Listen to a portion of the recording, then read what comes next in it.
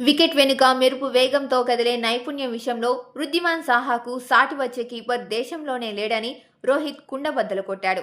Social మీడియాలో viral అవుతున్న ఒక మీడియాలో సాహాపై రోహిత్ ప్రశంసల వర్షం కురిపించాడు.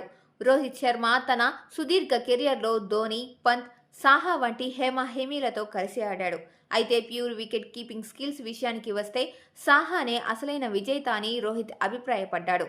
నేను స్లిప్ గార్డెన్లో నిలబడి సాహాతో కలిసి ఎన్నో టెస్ట్ మ్యాచ్లు ఆడాను.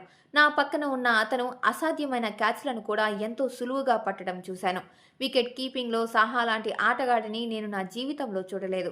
అతను ఇండియాలోనే బెస్ట్ కీపర్ అనడంలో ఎటువంటి సందేహం లేదు అని రోహిత్ స్పష్టం చేశారు. ముఖ్యంగా భారత్లో ఉండే స్పిన్ వికెట్లపై కీపింగ్ చేయడం కత్తి మీద సాము లాంటిదని రోహిత్ గుర్తు చేశాడు. రవిచంద్రన్ అశ్విన్, రవీంద్ర జడేజా లాంటి టాప్ స్పిన్నర్ల బౌలింగ్లో కీపింగ్ చేయడం చాలా కష్టం. జడేజా బంతిని చాలా వేగంగా విసురుతాడు.